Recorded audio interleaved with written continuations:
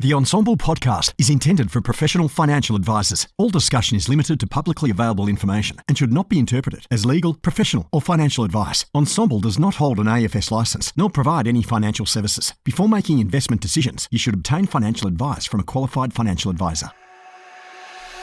Hello, my name's James Wrigley. I'm a financial advisor and one of the principals of Melbourne-based financial planning firm First Financial. I've been a long-term listener and contributor to the Ensemble group and podcast, picking up some amazing nuggets of gold over the years. And through this podcast and the people that I'm able to speak to and interview, hopefully I can continue to deliver some of those nuggets of gold to you. This episode is brought to you by Capital Group, one of the oldest and largest asset management companies in the world, managing multi-asset, equity and fixed income investment strategies for different types of investors. Since 1931, Capital Group has been singularly focused on delivering superior, consistent results for long-term investors using high-conviction portfolios, rigorous research and individual accountability. Hello, welcome back. Thank you for joining me. I've got Fraser Jack with me here today. Fraser, thank you. This is a bit of a role reversal. I think the very first podcast that I was a guest on was with you a few years ago. Well, there you go. Now you're the host. How cool is that? The role reversal. I'm the host. You're the guest. Thank you for joining me. We were just saying before we press record there that I suspect anyone listening to an Ensemble podcast has probably come across you at some point, whether online, whether another podcast of yours that you've had, different ones over the years. But maybe tell us a bit about your journey. We're going to talk about video SOAs as the topic for today, but your journey and advice before we get to that. Where have you been? Yeah, my journey in advice started pre-financial services reform back in 2000, 2001. So I got to see all the change that went through in that space. I had my own advice practice for about 13 years, and sold that sort of around 2014. And I've been working in advice tech and reg tech and cyber security since then. But certainly spent 14 odd years writing my own SOAs. So I'm well equipped of what's inside of a statement of advice. So you and I have spoken obviously about statements of advice in the past, so I thought it'd be a good opportunity to come and chat about it. Yeah. So 13, 14 years of running your own business. How you must have enjoyed it for a while there, because that's a decent stint. It wasn't something that you... Oh, I definitely did. I definitely did enjoy it, and what I really enjoy is the client-advisor relationship. I think that's a really, really cool part of the advice. The relationships you form with your clients, the levels of trust that they go to, helping them out when they need it, whether it be claim or through difficult moments in their life, giving them something to look forward to, all these sort of things that are really, really great about advice. Definitely had many parts I loved. There was probably a few parts I didn't love as well and got frustrated with, hence the reason I sort of sold my practice. But lots of great parts and lots of great communities too involved. Obviously, the Ensemble community. I did a lot with the AFA community back in my day with the Gen Next. It's definitely good relationships with other advisors around as well. Yeah, you've definitely. So what's that getting on to nearly 10 years ago now? That you've definitely kept kind of your fingers involved in the financial advice space as much as you might not be advising today, but. Different podcasts we commented on AFA work. You're doing a little bit with the FPA at the moment. I was in a session of yours just the other week down here in Melbourne. So you've kept pretty close connections with the advice community. That's for sure. Yeah, I feel like that's exactly right. It's about, again, if you go back to that advisor-client relationship, everything's sort of been about that. When I left advice, my frustrations were around technology, the slow uptake of technology. How can you do things for a client that a client's going to have a better, client experience? There was lots of things going back then, 10 years, that I thought could be solved and fixed. And I've sort of devoted my time, I guess, trying to fix and solve those things. And I feel like I've got some way towards it, but there's also some way to go, I guess. Yeah. And so the I guess the big thing that you seem to be working on at the moment, you've been doing some work with the FPA around rolling out a video SOA process. Now, I sat through your your session down here in Melbourne, as I said a couple of weeks ago, and I went into that and I listened to a couple of, you've done some interviews with Corey and some other bits and pieces around. I haven't watched any of the FPA videos. I went into there to dive into it, and a video SOA isn't what I thought a video SOA was, and I suspect that's probably the same for most people in the advice space. Maybe if we start off by explaining what is a video SOA?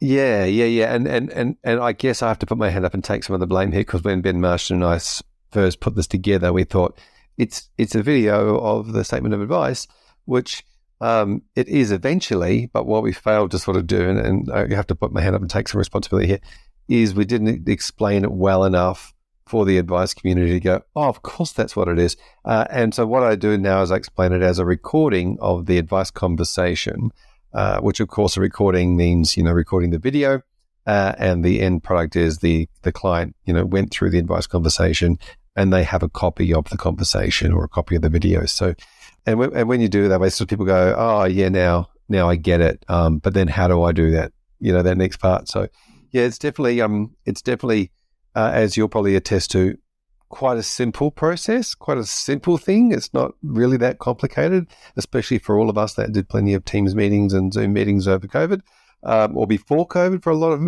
advisors, and a lot of people that have been recording conversations or recording their advice conversations already. Those people go, oh, I kind of already do that now, or all I have to do is do the structure, and I'm doing video SOA. So it had this thing about it, I think, that people thought, oh, I don't have to record a video. That doesn't save me any time than, for doing a paper version.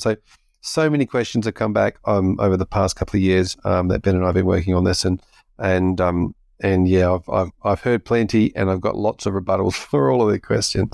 But what started it in the first place? Like, where did the idea to go down this journey of a video SOA project, where did that even start?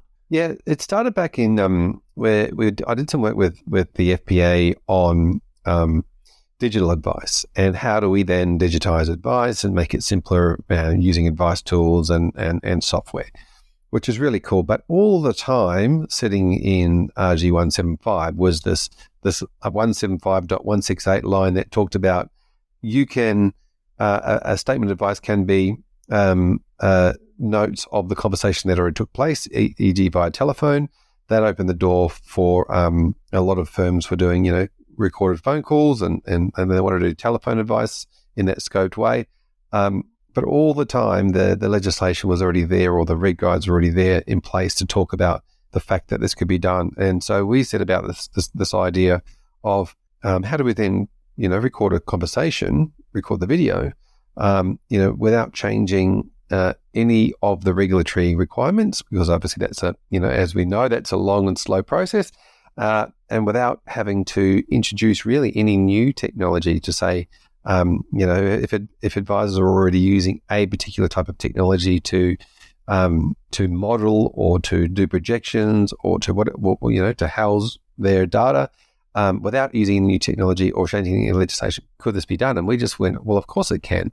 And so the first stage in the process was really engaging ASIC in the conversation, going, hey, we've got this idea. What do you think of it?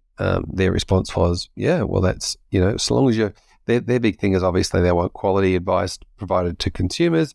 They want consumers to be protected. And so through a few other things, obviously, but their advice was, yeah, if you're providing good advice and you're doing, I don't want to use that good advice word, but if you're providing quality financial advice and you're doing it in a way where the consumers understand the information and they're informed and they can make a reasonable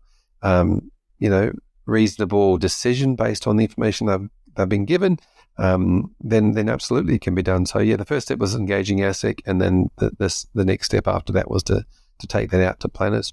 I think that's a good point to make. You mentioned ASIC a couple of times there, that ASIC has been involved in this. It's not as if it was you or Ben or anyone else that's kind of just run off on your own. The people that are ultimately going to be, hitting you with a stick if you've done something wrong, they have been involved in the process of getting to where you've actually gotten to with this whole project and what you've been rolling out. So Yeah. It's good to be part of it. and the other really, the ombudsman type stuff, you talk about the Africas of the world, they listen to a lot of recordings already because obviously a lot of complaints that come through could be a complaint from an institution, and that institution records all their phone calls, and so they're very much used to listening to conversations, and actually they find those very quick to make determinations because they can instantly hear what happened, the tone of the voice, the conversation that took place, if disclosures weren't made, if clients did or didn't understand. It's pretty quickly to make a determination when there's a phone call recorded. And so they actually find recordings more helpful than, one side of a story written on paper, and then another side of a story written on paper, and then it's a who said, they said, we said scenario, and then they've got to try and determine who was more right than the other. And so, recordings certainly help them in their journey, and so they were very much around the same boat. Like, it's great, record the conversation. We'll know straight away if it's a complaint or if it's not. Yep, perfect. And so we're just in the very early stages of trying to roll out a video project here, the video SOA project here. We just had a meeting earlier this morning on it, and we had allocated some time, and I think we quickly realised that it's bigger than the time that we had allocated to do it. So you mentioned this, but the way that I've been describing it to people in and around the business here, because we've done, like a lot of businesses because of COVID, we do a lot of video meetings, and so we're presenting advice via video, but that's a 60-odd page PDF document. But the way that I've been describing it to people around here is that if I say the right words and if I record that conversation, then that is my statement of advice. The client at the end can say, "Thank you, James. I accept your recommendations of that advice," and then off we go. And this is I wanted to kind of emphasize the point for anyone that might be listening, because it's been something that we've had to kind of jump over with a lot of advisors here. This isn't about generating a document, some written document that your paraplanner's done, and then presenting that and recording you presenting that 60-odd page document. This is scrap your 60-page document, have some other prompts, and there's you've built a PowerPoint presentation, which is really helpful. But if you have the right format and you effectively say the right words, that is my statement of advice. That is my file note. That's my everything. I've got that recording. I've got it saved somewhere, can provide that to the client, and that becomes my video SOA. Yeah, I love the word statement of advice, because I say you're stating. Often the client expects you to state the advice to them in the meeting anyway. You're stating it as in using words and language and body language and all these other things in the meeting.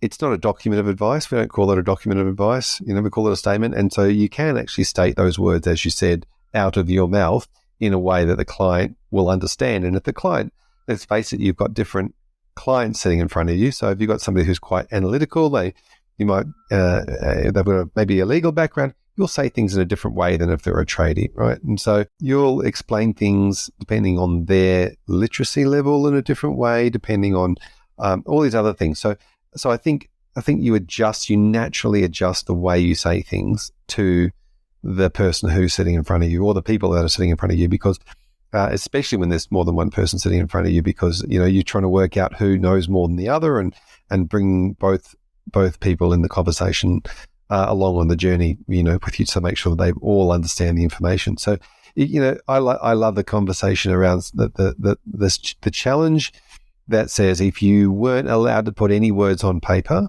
as a rule, how are you going to demonstrate that advice to your clients? And we know the SOA has certain points that you need to hit. You need to talk about the reasonable basis for your advice, which is their existing current position. And you might want to get it, you might want to get them to confirm that position is correct, etc., before you go and make any projections, because they might be wrong. Letting somebody know what the scope of today's conversation is going to be about, that you're focusing on this and not that. Pretty helpful in a conversation. But again, doesn't have to go into that big written long document, but you can explain that in a way that client understands it. There was an advisor in the group that we had a couple of weeks ago, and she spoke about, she had some new client coming in. This is from a few years back, and for whatever reason, a computer just completely died. The advice was on her computer. She was going to connect it to the screen or whatever in the meeting, and the whole thing just disappeared. There was nothing that she could do about it. The client was like 5 minutes away, and walked into the meeting and delivered the advice verbally to her without anything on a piece of paper. And the client said, "Oh no, that was fantastic. We'd much rather it that way than this whole document." She's obviously followed up with the whole document to make sure that she had covered herself properly. But she shared a story of that she, in a way, she's done a video SOA before we were even talking about doing it now. So yeah, and if I talk about the client experience, the client loved that experience because it's generally what they remember, right? If you ask any of your clients what they remember about the advice you provided them, it's probably the things that you said. And if they can be in that meeting and there, and what part of the process is, obviously we ask the client to deliver that strategy back to us in their words. And if that's the case and they're saying the advice, they understand it better and they might be explaining it to one another if it's a couple. And just being able to say that, they'll remember what you say. If they say it themselves, they'll remember it even better from an adult learning perspective. What's in the document tends not to be remembered that much anyway. And then they've got the video recording of you saying it and them saying it to be able to go back and watch. So if the end goal in this video SOA process that the different advisors might be undertaking at the moment is to be able to deliver advice like this, a statement of the advice that's coming from my mouth. What are the building blocks? Like, for someone that's just thinking, "Oh, this is a great idea. How do I actually do that? Where am I starting? My first interaction with the client. Where am I starting in this process? What should I be doing?" Yeah, we'd probably start with the fact that, one, don't change your advice process to start with. Just keep your advice process as is without trying to confuse anything, and just start recording everything. So record your meetings of your discovery meeting and any strategy meetings you might have.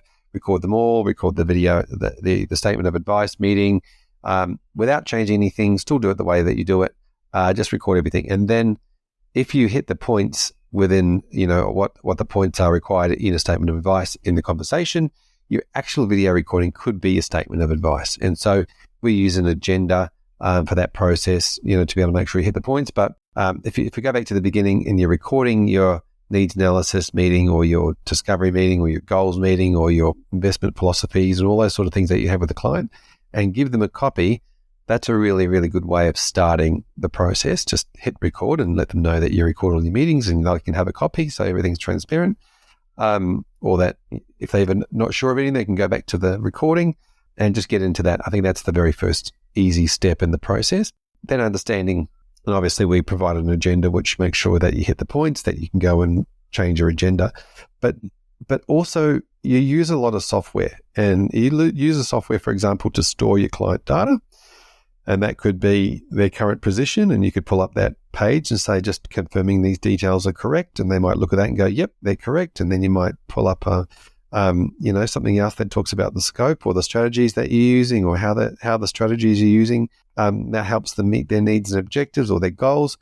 You might pull up a modeling software that provides an outcome. You might pull up a quoting tool that you've used or some research, some research software that you have.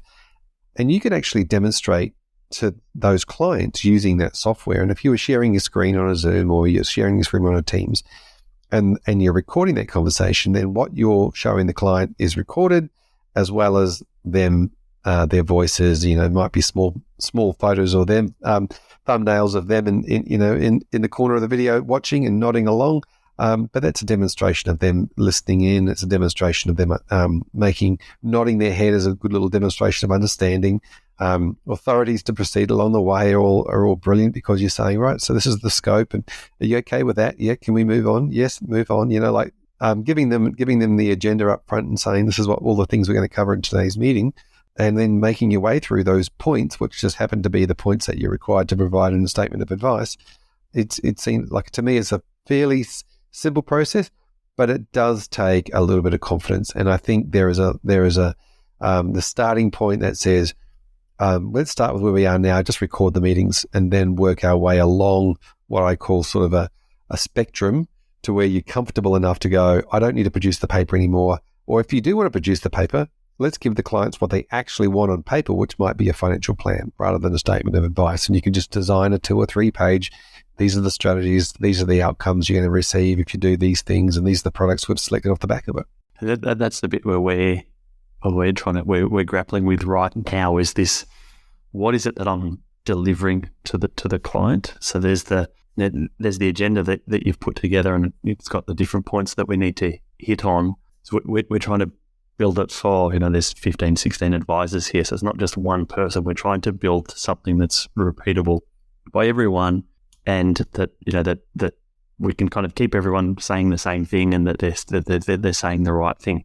What we're trying to do with at the moment, I'm interested in your feedback on it, is we've gone down the route of trying to put the different elements that you're referring to, that you're kind of pulling into that conversation. Our first iteration of this is that we're trying to put all of that in a slide deck, so that, we're starting with your 15, 20 slides or whatever it is that you've got in terms of the points that we should be hitting on.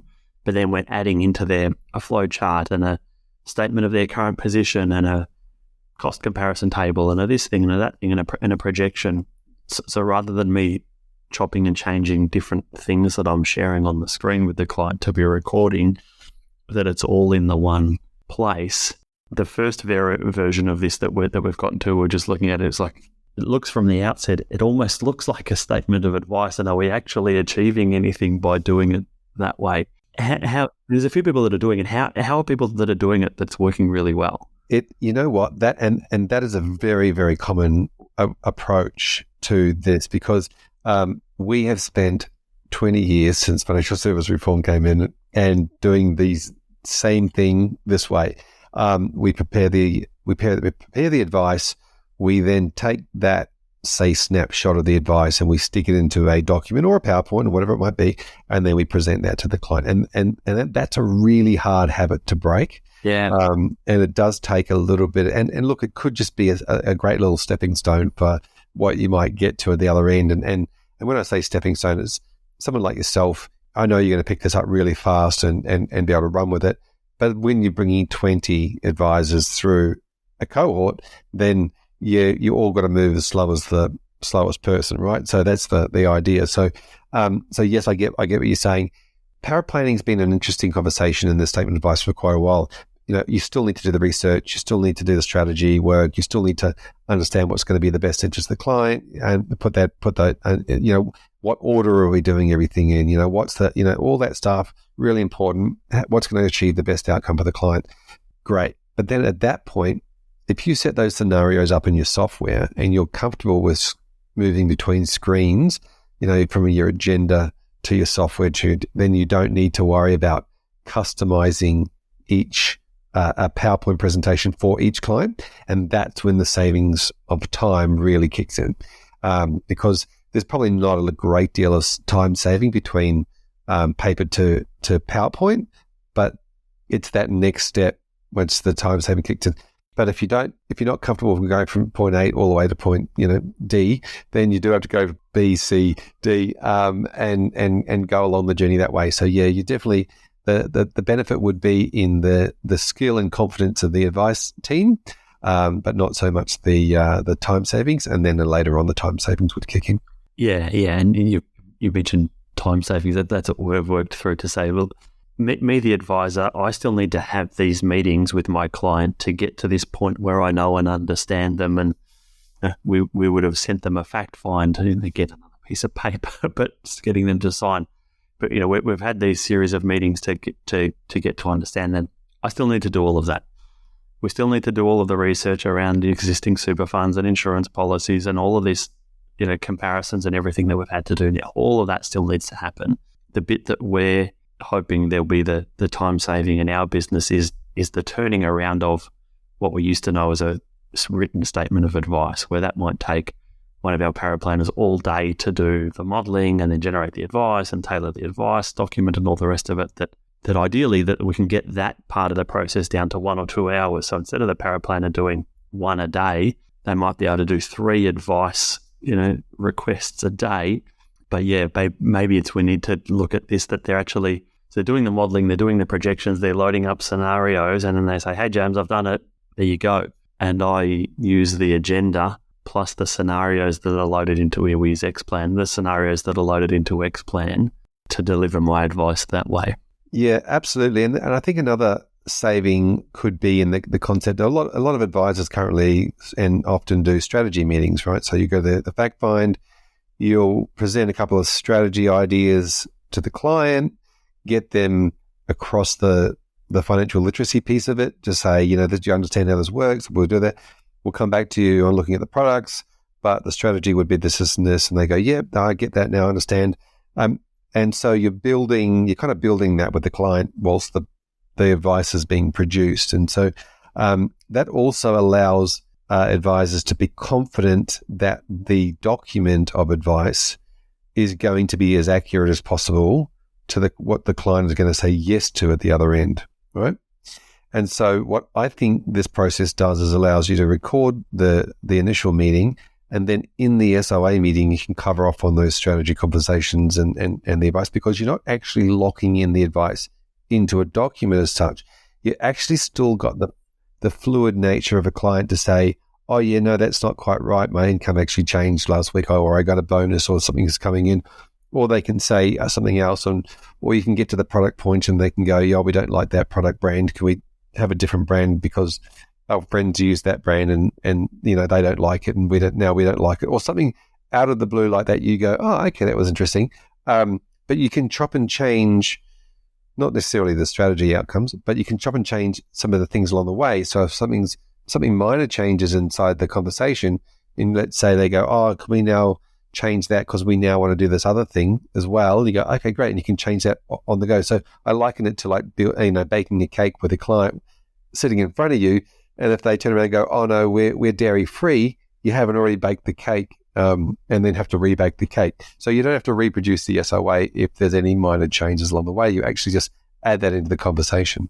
Yeah, and so that's an uplifting the confidence of advisors to be able to use these different tools live with a client. We were talking to someone else here earlier about an insurance product. Insurance product's probably the easiest thing to deal with. That if you've recommended a particular product, but there's a certain sum insured, you can very easily go into that provider's website, adjust the sum insured, press calculate, there's a new premium, and the client goes, yeah, happy days, and move on. There'll be some other bigger changes that for a paraplanner that's in the modelling all day, every day, oh yeah, that's easy, click, click, click, click, click, click, spits it out. But for someone like me that isn't in that every day, there's a bit of an education piece to get to that. Yeah, absolutely. If you're not confident, because you're probably already competent, but if you're not competent or confident with the technology, that can be a stumbling block. But I mean, at the end of the day, I think for spending a couple of hours working your way through the software and getting some lessons around it, to be able to get some training on that software to become confident with it, it might take you a few hours. But I would dare say that's probably a lot of extra time saving that you could make up over the long haul. And some of the some of the objections, of course, have been time and cost of storage and these sorts of things. And I ask people to say, well, what could you save in a percentage term if you weren't doing the paper documents? And I think we went around the room in the meeting that you were in. We talked about what percentage of everybody's time did they think, or was the planned production piece was spent on that research and working out the strategy, and what percentage is spent on the actual creating of the advice document itself. And if you could save that, that second piece, what would it be? And that varied from 40-60 to 60-40 and backwards and forth, but it tends to even itself out about half the cost of the advice production is producing the paper document. And I suppose there's also there's an opportunity to bring other people into those advice presentation meetings, that advice meeting. As much as it might be James, the advisor's delivering the advice, there's nothing stopping me having someone from our paraplanning team that has 8 years paraplanning experience, that knows the modelling thing in and out, that because they're not spending all day generating one advice document, they might be loading up some scenarios. They could come along to that meeting with me, and it might actually make their job more interesting for them. Maybe they've got aspirations to become an advisor or something, and that's a stepping stone in their own career journey. that, hey, I'm not the one that's under the pressure to, I have to remember where do I update this thing so that I can get the projection right. Someone that's doing it day in, day out can come into that meeting, and it might actually make their job more interesting for them because it's some aspiration that they have on their career journey too.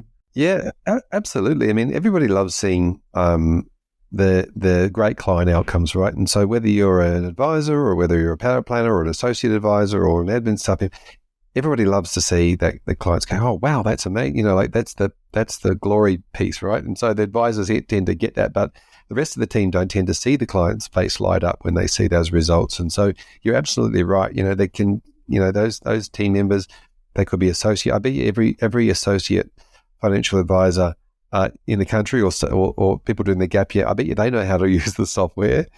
And I bet you they know, if they don't, they really want to learn it. So yeah, definitely. And them seeing what the outcomes were for what the what the client is, them seeing what the goals are, the clients, what the next steps are too, if they're doing admin, them seeing that or after this we need to do blah blah and blah. I think that's a really good opportunity for them as well. Yep. So maybe the last part of the whole thing is, like, what do I actually need in terms of technology? We're recording a podcast here using a particular provider, but what would I need in terms of technology to start to be able to do this in my business? Yeah, so hardware and software, and depending on whether you're doing an online meeting or an in-office meeting, obviously. When we're talking about software, I would suggest people start with what they know. If they use Teams, use Teams. If they use Zoom, use Zoom. I think it's recording to your computer, and there's some people aren't really sure about where when they do start recording these meetings, where does the file go? How does it save? All these sort of things. So there's a little bit of upskilling involved in that. But if you're doing an in-person meeting, then you need some hardware as well around the inside the boardroom or the office or the meeting room, in respect of a microphone, so you can pick up the sound and a video, a webcam. Usually an external webcam. But most offices would be set up that way with a webcam on top of a TV inside a boardroom or whatever it might be, and so if you've got that facilities, then great. If you don't, then I would say you probably should invest in those things anyway. And even if you're just doing online meetings, you probably should invest in a couple $100 in a microphone that's nice and clear to talk to people. Obviously, laptop microphones are getting better and better, but doesn't hurt to have a decent mic or a decent webcam and some lighting on your face if you're doing those online meetings anyway. That's a great investment, I think, whether you're doing video SOAs or not, if you're doing online meetings. So I think there's not too much additional hardware and software required than what you already have, to be fair. Yeah, and the sharing of the video file with the client, that's how, so that that I guess those video files can be quite large, and if you're recording all of these videos, so in terms of a storage within your own system, you're going to need a fair bit of storage to cover off on that. It's not terribly expensive, but you're going to need a fair bit. How are people sharing that video? So there's hosting it like YouTube, Vimeo, these kind of things. You can use one of these providers to upload the video and host it, and then they can view it on their side. Do you think that's a good idea, or is there some better way of getting the video to the client? Yeah, a little bit of both. So you've got two issues with video files, and similarly, you've got the same issues with document files, right? It's just that document files aren't as big. The first one is security, and that is, how do you send it in a secure format? And that's the same whether it's a paper file, a PDF document, or a video file. So how do you send it to the client, deliver it to the client? I guess the best way, I think, is through a SharePoint or a client portal or a shared drive in some way. So you can say, here is the link. You can download the link. There might be a password on it. Download the file and store it back in your device. And then you keep a copy in your vault at work, in your Xplan or in your share drive, or both, SharePoint or both. And the client keeps a copy on their computer. And I always suggest, from security reasons, you don't keep a copy in your email, because if somebody gets into your email, then that's a problem. And it will also fill their email box up, storage up. But the next one is around that storage and that size. And yes, the files are larger. And so you might need to get an extra terabyte or a couple of terabytes and spend the cost of what you would spend on one statement of advice production a year on a whole lot of more storage. And so that's the other part of it. So the size of the file, I don't think it's too much of a problem, to be fair. Storage is getting cheaper and cheaper and cheaper. As the years go by, more and more terabytes are available. And so, I would say to the client, store and the same as you would if I send posted your statement of advice document, you take it out of your mailbox, you take it inside and you put it in your filing cabinet. Use that same methodology when you're sharing personal identifiable information with a client, which a statement of advice tends to be. Perfect. All right. Do you think there's anything on the video SOA process we haven't touched on? No, I think. I mean, at the end of the day, I think it's quite simple, but it does have those few moving parts. There's the agenda. You stick to the agenda, cover the points that are required in the legislation. We all know what they are already. I think one of the interesting things that I heard in one of the sessions, actually in one of the Melbourne sessions, was the concept around from a lawyer that does a lot of work in compliance and legal. Who said advisors are very, very good at explaining their advice to the clients. They're very bad at writing the advice to the clients. So why would you do what you're really bad at? Why don't you just do what you're really good at and explain it to the clients? So, I love that. I love that term. Yeah, fantastic. So if anyone wants any more info, this agenda that we keep mentioning, like I've got a copy because I went along to the event. Is that available anywhere? Is that FPA members? Is that on there? Yeah, so FPA members can go to their portal, and there's an area there called Soapbox, SOAP, Statement of Advice Production box, soapbox of videos, box set of videos are on there of us talking through a lot of the stuff, and the agenda's on there as well, which is a PowerPoint slide of all the points that you probably should hit in the Statement of Advice. And the other thing is there's a lot of the tech providers are getting ready to put some videos together at the moment to put out another box set. So the tech providers that you will know and love and the names that you'll be familiar with are all putting some examples together of how they would operate in the video SOA world for the next iteration of the box set. So box 2. So that's coming out. Then, Fraser, if anyone wants to reach out to you, where can people find you? I would say LinkedIn's probably the best thing, or at my Cyber Collective website, the Cyber Collective. But that LinkedIn, Fraser Jack, you should be able to send me a message and reach out if you've got any questions or want to know more.